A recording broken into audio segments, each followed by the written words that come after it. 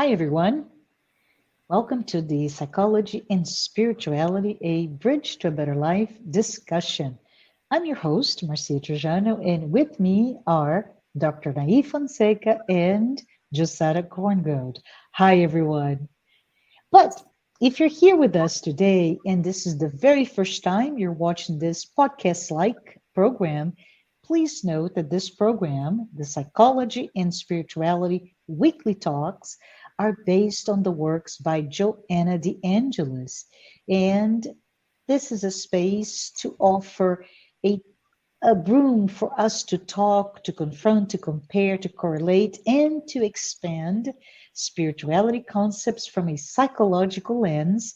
And the goal for us is to, through a warm and informal conversation, bring insights, tips, real world advice, anything to help us lead a better life. Today's episode will be focusing on dreams. But wait, not dreams as in goals, objectives, achievements, but dreams that in which we sleep and have dreams. But before we start our conversation, I would like to first recognize the sponsoring organizations that are here with us today. And they are Anahy Brazil, the TV Mansão do Caminho, the International Spiritist Council, and the United States Spiritist Federation. Make sure you hit subscribe if you haven't done so already. And if you'd like to learn more about what we're doing, please check us out at www.spiritist.us. If you have any questions, please do write them down, send us via chat. And if we don't have time today to answer them, we will at a later episode. And here we are. Hello, Anahy. Hello, Jussara. I'm really eager to hear from both of you about dreams. But how about we start with you, Anahy, on dreams and how do we go about learning more about them? What is the approach, perhaps, that Freud and Jung had when they first started to study this really obscure discipline? If you think about it, it's very difficult and it's still in its infant stage, right, Anahy?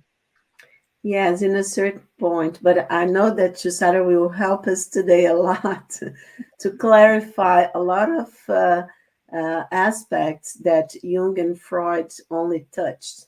And the Spiritist knowledge brings much broader aspects of this study, let's say. In a certain way, it's difficult because we are talking about the unconscious. When we sleep, right? It's not that we don't have a consciousness. Our consciousness is always there because we remember dreams. And even if we don't remember, because the unconscious slips, through our fingers like sand. But especially because the ego, our consciousness, usually kind of is afraid of the unconscious, so represses or denies aspects of the unconscious that is trying to, come forth to consciousness. So the thing is that we all dream. We Mhm. dream every night. May or may not remember our dreams, but everybody dreams. But if our sleep is not a very good one, and nowadays everybody is having problems with sleeping because our schedules are so busy and things like that. I brought a very nice example for later on in the episode. But the thing is that since we are having, a lot of us are having problems sleeping, so many times we won't remember our dreams, okay? But Mhm. everybody dreams, and dreams are very, very important. So the first academic, let's say, medical person, because everybody knows that Freud was a neurologist, right? Mhm. So in 1900, he publishes The Interpretation of Dreams, his book about dreams. And it was, in this book, he was the first, he gave to dreams a scientific dimension. Okay. For the first time, an academic and a medical person really examined dreams scientifically. So he paved, we can say that he paved the way to the exploration of the unconscious. This book is like, opens a door for the unconscious, let's say. So from there, he constructs a model of our psyche.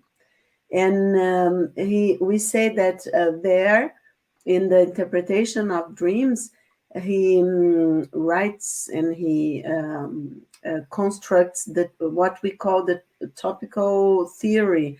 That means topos in Greek is places. Okay, so he divides. Because of this exploration of the unconscious through dreams, he divides the unconscious into, everybody knows, the unconscious, the pre-conscious, and the conscious. Okay, the three places in our, let's say, topos in our psyche. But the thing is that Freud considered the dream, okay, Mm-hmm. so a normal functioning, something that was quite normal, and it is because everybody dreams, of our mind. But at the same time, he would consider as a psychopathological Mm-hmm. expression.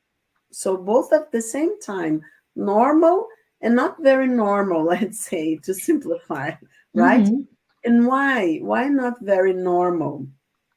Because he would say that in dreams, there is an equivalence between the dreams and the neuroses for Freud, Mm-hmm. because the basic function of the dreams for Freud would be the gratification of repressed desires. Mm.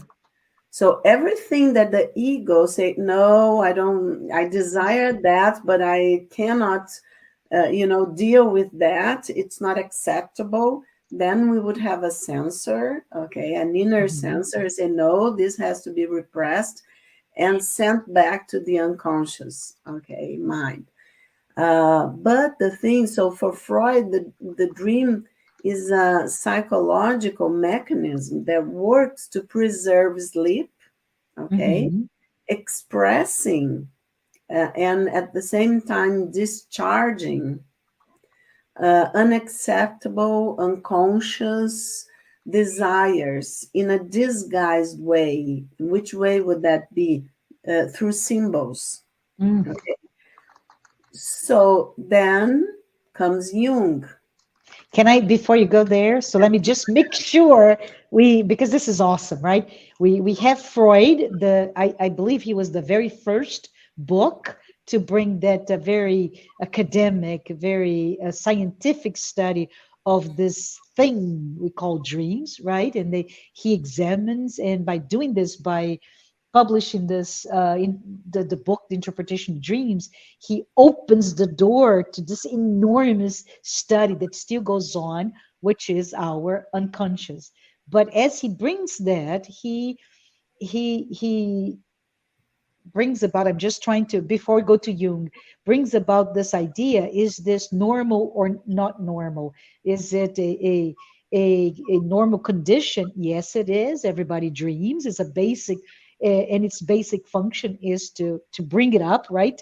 But on the other hand, it really can foretell the, you call it psychopathological state, meaning an erotic state of most of us, I would say. So let's see a little bit about, now that we know what Freud talked to us, what did Jung tell us about dreams?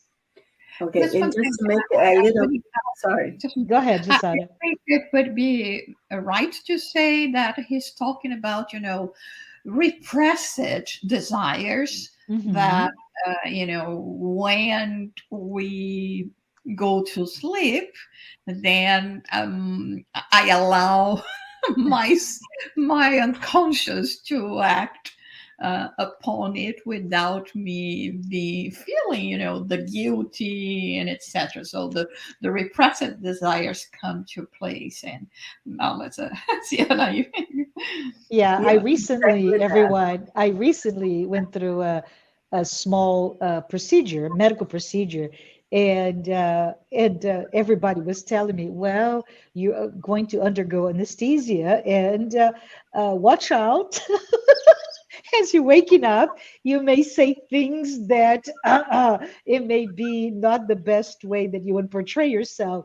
So make sure whoever is driving you home that he or she knows about it. And it's just very funny that the sensor is a little bit looser, right? It's not as controlling as the sensor that we have in our very lucid, very awake state. But go ahead, Anaí. No, it's exactly that's Freud point of view. So Mm, he would say, and in a sense, he would say that remember that the dreams are a psychological mechanism to preserve the sleep. mm, And so because we all have these repressed desires, so they would be disguised through mhm, symbols, the symbolism, mhm, and then there would be like the energy connected to them would be a little bit like we say discharged, okay, mhm, mhm, through the dream process. That's Freud's idea, okay? But then comes Jung. Then comes Jung. yes. And so dream interpretation is the cornerstone of Jungian psychology and analytical technique also. We Jungian analysts work a lot with dreams. And it is also one of the most influential contributions that Jung made to the thinking and technique of modern psychology. Mhm, And just a reminder that Freud started with the dreams, studying dreams, the unconscious through dreams, but at some point he developed psychoanalysis and the mhm, couch and the person interpret free when the connections when the person can't remember now the exact words, but when the person just keep talking and mhm. then the analyst will interpret, okay, Okay. free association, that's Okay. it, Yeah. okay. And in the couch and all, and then he left dreams alone. He said the interpretation of dreams, they wouldn't would be not necessary anymore because we have free association and psychoanalysis.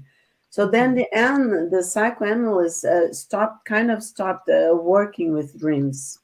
Many still can work, but the majority, just left alone because then we have free association and the couch and psychoanalysis. Okay, but then what Jung says is, in Jung's point of view, the psyche, our mind, but in a broader sense, the psyche mhm, is both a natural and a purposeful phenomenon, which means that it's evolving. And then after I'll tell this, I would love to see Jussara and she bringing the spiritist knowledge. Because then Jung says Freud didn't have this idea of the psyche and of the evolution of our psyche. Okay, mhm, the development of personality, sorry, the maturity, yes, but not the evolution of consciousness in this way. Okay, and remember that Jung uses the psyche again, brings the term psyche, not mind, and the psyche is in Greek the soul. Okay, so it's a broader view of the psychological phenomena. And he sees dreams in the same way as the psyche, as natural and purposeful. the spontaneous and undisguised, it's so totally opposite as Freud in this sense, Mm-hmm. spontaneous and undisguised expression of unconscious processes. Okay? So he says that according to Jung, Freud made a mistake in supposing that the reason for our frequent difficulty in fully unveiling the dream's meaning was the imposition of a disguise by some supposed dream censor. Jung didn't was not in a it didn't agree with Freud in that, because he thinks that for Jung our difficulties in interpreting dreams are due to their unconscious nature, because dreams do not express themselves in the verbal or logical language of conscious life, but find their voice for Jung in a quite different language, which is the language of symbolism. And symbolism for Jung is not the same thing as for Freud. Mm-hmm. For Jung to understand dreams, then it is necessary to learn to speak this language of symbolism. The language of the unconscious is symbolic. And so the unconscious is rich in symbolism and archetypal images, ancient images, we can say, that are universal patterns or motifs, we could say, Mm-hmm. which come from the collective unconscious. Because remember, in other episodes that we Mm-hmm. talk about, Jung went deeper in the collective unconscious. So I think we can talk a little bit later about the difference of symbols to Freud and Jung. But the main thing is that Jung didn't agree with Freud that we have an inner sensor that disguises this image, so the what is repressed can be discharged, the energy can be discharged.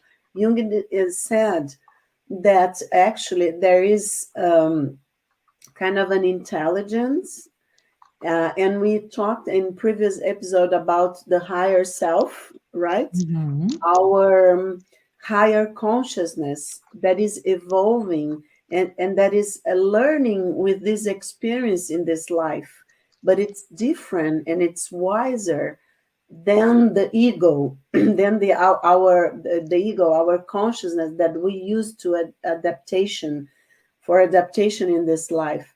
So for Jung, uh, the higher self, which Jung calls the self, capital S, knows much more than the ego. And dreams are all, and the symbolisms and the issues that the dreams brings, the messages, are all orchestrated, let's say, by the self, our higher self, and are messages for the ego, for the development and achievement of the psychic goals in this life. I'm not sure that's okay, so I would love to, if everybody's following, because it's Yes. quite a difference. For Freud, it's all disguised, and it's all about discharging energy of the repressed. So there is a psychopathological, a neurotic things mechanism, let's say, in the in the construction of dreams. And for Jung, it's totally different. Jung says, Yes. well, dreams can seems like something very strange, alien to the ego, because the Yes. ego is not used to this symbolic language, but they are very important for this conversation, let's say, between our higher self, to use the term that we have used in the previous episode, and the ego, so that our psyche can evolve. Can I say And something, yes, Anahy, before we go, because I'm dying to hear from Jussara with a now a third explanation, if you have a third lenses of what dreams are, or dream interpretation from a spiritual perspective. But what I find it interesting here is we talked before in the idea of plenitude, right? That Joanna de Angelis brings to us, or individuation, that idea of one, we are one, and being one is not only um, uh, ensuring that we are connected with our ego, our center of our consciousness, and our self, which is our soul, our immortal spirit. In that connection, even though they are somehow disconnected, is creating that integration that leads to that individuation. And that also includes the what we accept, right, in our context of the persona that we create, and what we sometimes don't accept and we repress in our shadow, and that goes into the deep recesses of our unconscious. But it doesn't matter, it's still the individual, the individuating individual, if I may say so. And how we go through that process, the mechanism of having dreams to bring about, and it's up to us to really become, I think, if you so desire, masters of interpreting our own messages from ourselves. Then it becomes yet another mechanism for this self discovery, this path that it is indeed bringing us to that final destination, which is the individuation. Does this make sense? My how I understood everyone? Because it's all about a paradox, right? Or polarities. It's physical and it's spiritual. It is mind and the psyche, or the brain and the mind and the psyche. It is the ego and the self. Those are all components of the one, which is what we are, right?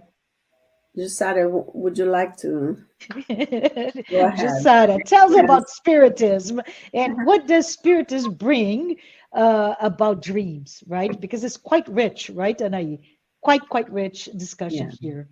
I think when we are talking about this subject, so first, hello everyone. How good to be here again with Marcia and Anahy and all of you that are following us. We've been writing your comments and really feeling so much joy that we are somehow giving our small contribution to help us all in this unknown or known journey of discovering our souls. But what we talk about dreams is very intriguing. That this it's something that has been on the minds of people since the beginning of times. We Mhm. see different reports on the Bible, the Old Testament, and how they played important parts in the conducting of especially the Hebrew people, but also, in Egypt and all of that. We have stories of rulers that had their wise people to come and interpreted their dreams. In the Babylon king that I'm not so sure if I'm going to pronounce his name, Nebuchadnezzar. In Right. English, it's quite a complicated name, but he also had dreams, and the prophet Daniel would be, talking about it. And so it is there. It is always something that intrigues people. How come, I sleep, I go into oblivion, but at the same Mhm. time, it's not oblivion. What is that? And of course, the only rational, and then we go to everything that Anahy is talking about when scholars, started studying and analyzing more about it.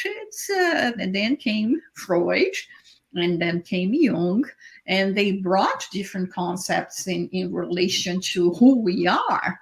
Like, we are much more than just the the conscious, but we have other levels in our mind that not necessarily are at play all the time.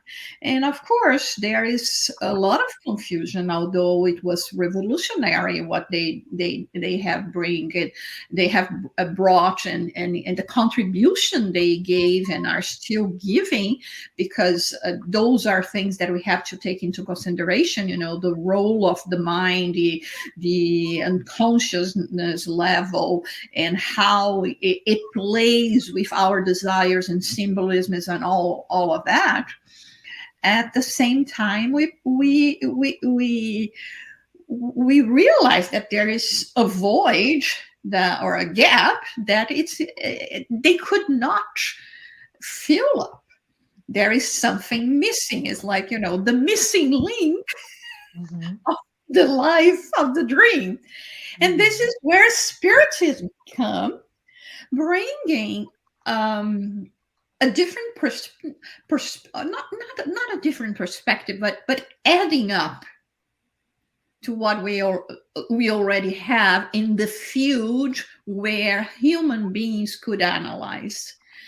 While on earth, incarnate in our physical bodies, we have limits to what we can really analyze, research, and scientifically prove.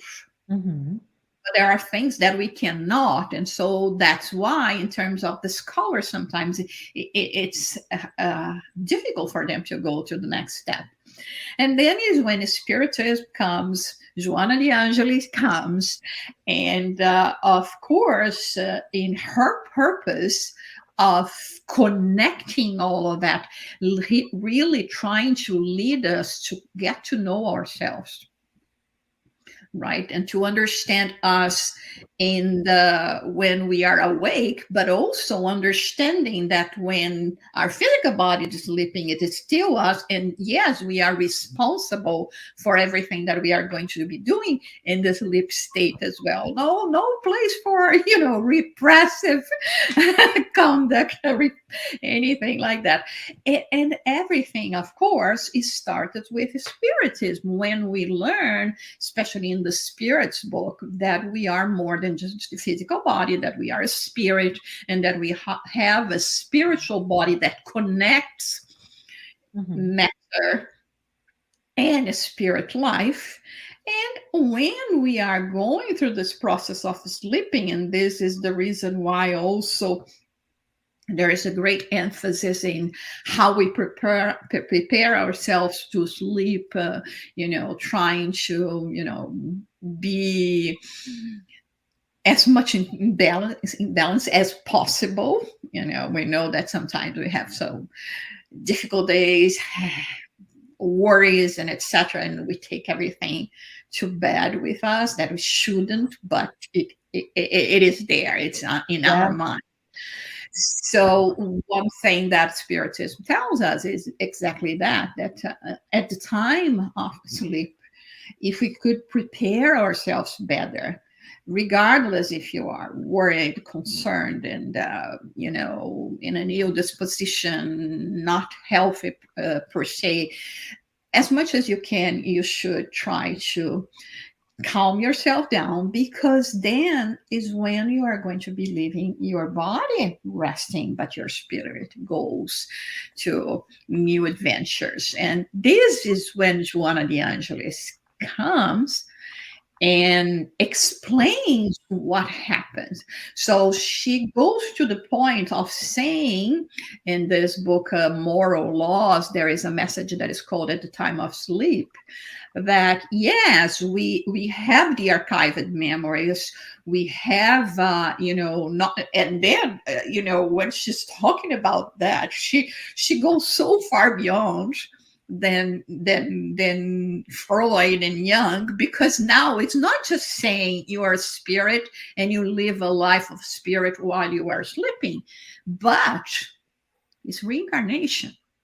You are immortal spirits. So there are so many more lives, so many more memories for you to access that is not just the collective archetype, it's memories that you bring, and traumas, and successes that you bring from other incarnation, and everything because of the different times and how we are even up all tuning up all the necessary uh, pieces that constitutes us as a complete integral being.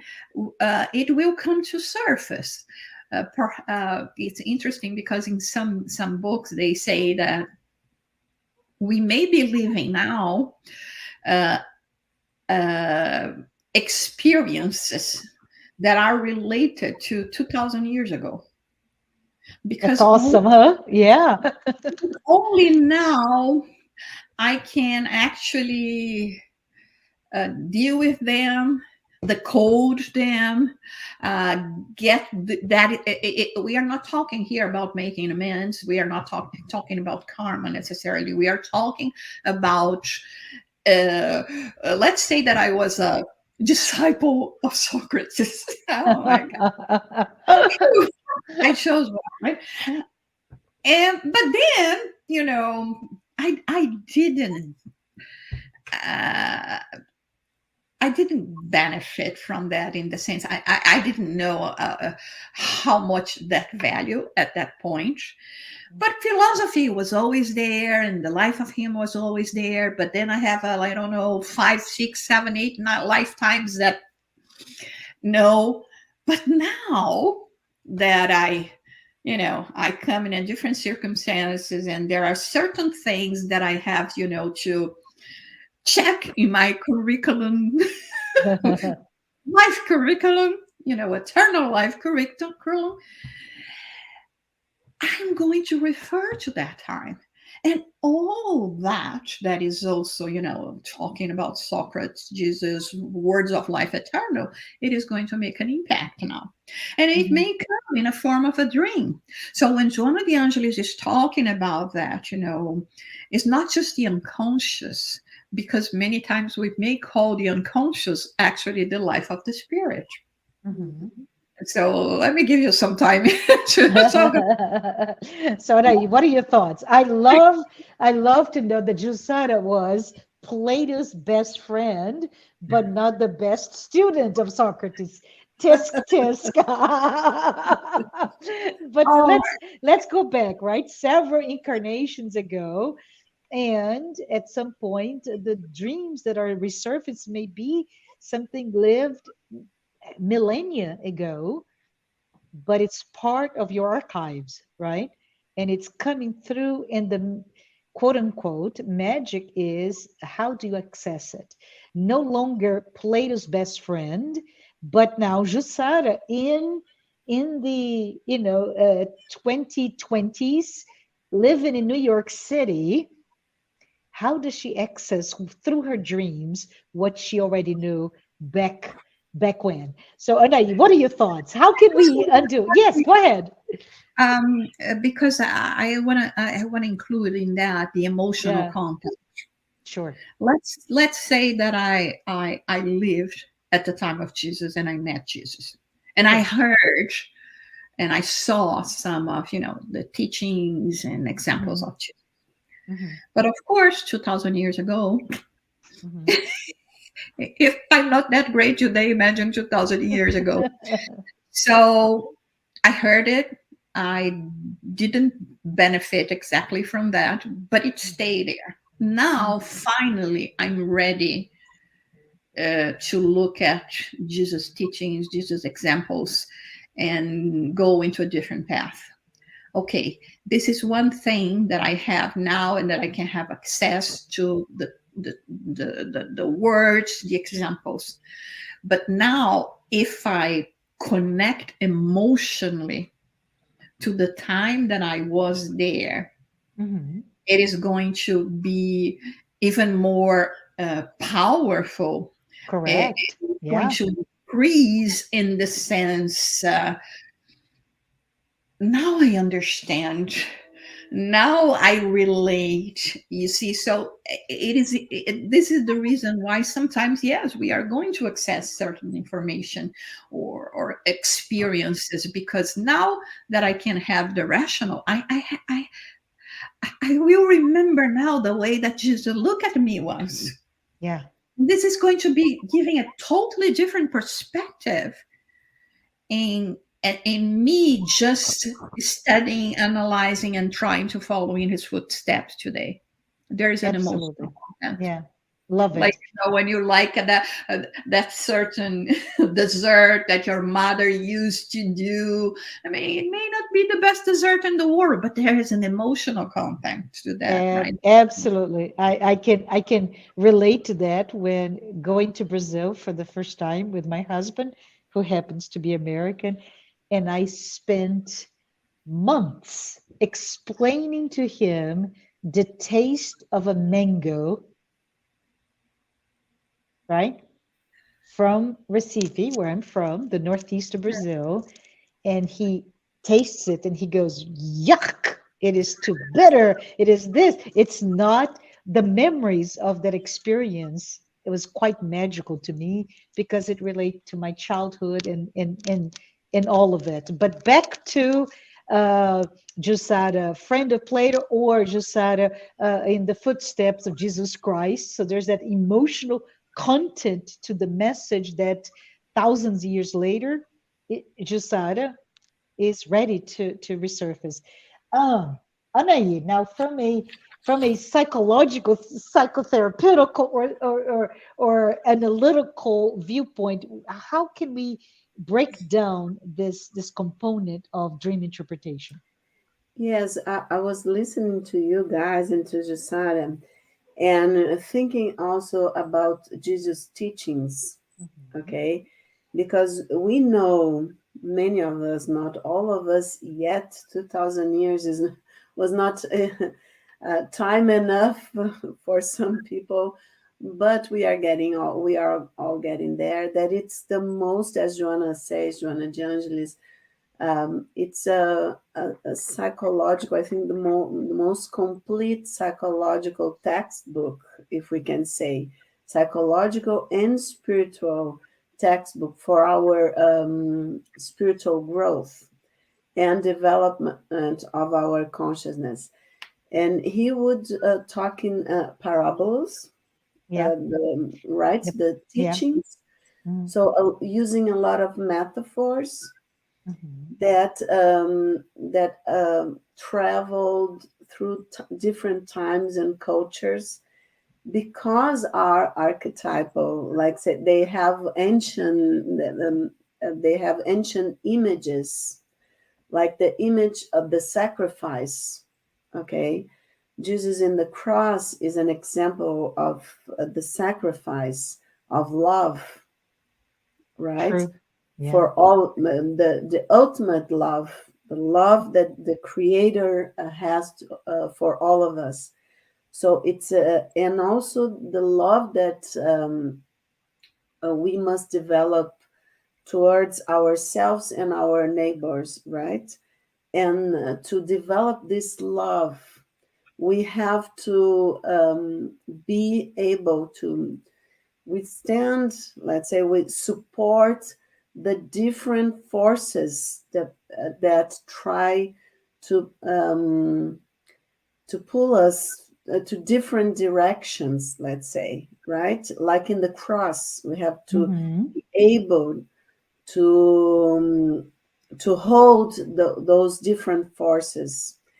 As you were saying, Marcia, in the beginning, to be a whole, to be, let's say, one, and to join our different experiences, parts, aspects, feelings, memories, and imagine, as you started saying, from many, many past lives, not only, as Joanna says, not only this life, but many past lives. And many times we know the spirit evolving that, exactly as Jussara said, we haven't learned probably things from past lives, but the learning, the integration of all that learning from Mhm. that experience, probably we will be able to integrate, okay, to make a whole of those experiences, feelings, thoughts connected to them in some later past lives, because I have to acquire some cognition as a Yep. spirit, not Yep. only as a Yep. personality,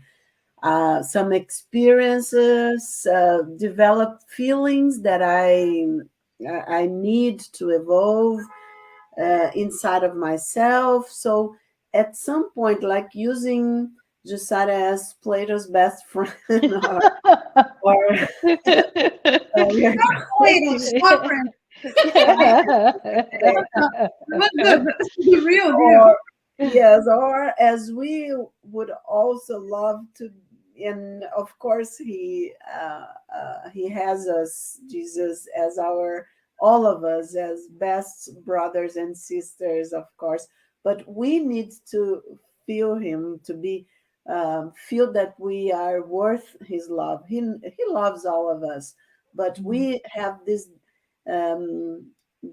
need to deep in our higher self to be worth all, this love.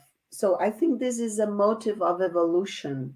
Mhm. We it's the light that calls to us and help us to evolve, the light of this love that Jesus represents to us and brings to us. That's why he is the path to the creator, right? Because he's teaching us this love. And let's go back to Jussara as an example. So something that my soul, my spirit wasn't able to understand, and has to wait for some for development of a different parts of myself. Let's say this to simplify. And at some point in one incarnation, let's say this incarnation, well, now I'm not a child anymore. I'm a teenager. I have Mhm. some understanding, spiritual teenager. I have some better understand of some and some more experiences, and my thinking and feeling, it's a little more evolved, so I can connect to some teachings that I haven't been able previously. So what happens? Then comes our higher self, because all these memories, all this learning is in the higher self, not in Mhm. our poor small egos, right? That is suffering here to adaptation, but is doing the job here in this life of this learning, but has to be, as Marcia said in the beginning, connected Mhm. to the higher self, because otherwise it will lose its direction and the purpose of this life, what I'm here to learn, right? So there comes the symbols, because that we were talking about Jesus' teachings.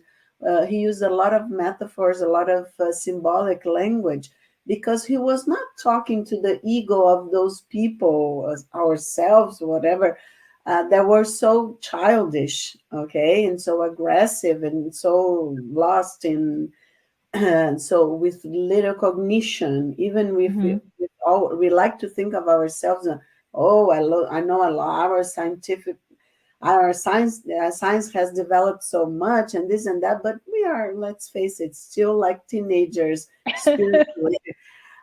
So at that point it was worse. We were like children, really, but spiritual children. But okay, now I have grown up and a little bit more. I understand a little bit more, but to talk, but now I'm reincarnated using what Jussara brought.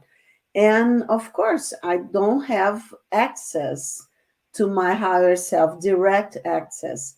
Mhm. So how can the higher self talk to the ego? So one of the things, and that Jung studies this a lot, is through dreams and the symbolic language, because it's going to be symbolic for us here, the ego, as and Jesus knew that, of course, much better than everyone. And Joanna has learned a lot with with him and with Saint Francis. We all know that she tells us about that. So what we have to do, we have to learn our own personal soul language, let's say, and Love it. learn Love it. our own Yeah. symbols, our own Yeah. symbolic, because my symbols are not going to be the same for why. For instance, if I dream with a table, the table will have a symbolic meaning. The essence can be the same, but it's going to manifest in my psyche as a symbolism of something really special or particular from myself. And it's going to be, and if Jussara dreams with about a table and Marcia dreams, it's going to be different because of the individuation process, because of our specific myths, sacred stories, things that we are here to learn. So I think we are ready to talk about symbolism, but I think, I don't know if Jusada and Marcia and the talking with the soul that Uh-huh. Jusada introduced through all the beautiful knowledge and examples that Joanna and the Spiritist knowledge brings to us. But I'm not quite sure. Are we going to part two, or do we have Yes, time yes. now? Let's go ahead and close up here. So this will lead you to the next episode where we'll zoom in into the language of the soul, or those symbolic translation. And with that, I just want to say thank you for both of you. We really started this discussion today about dreams, and we talked about Freud, we talked about Jung, we talked about that spiritual understanding. We brought Joanna DeAngelis a lot in her book, Moral Laws, right, Josara?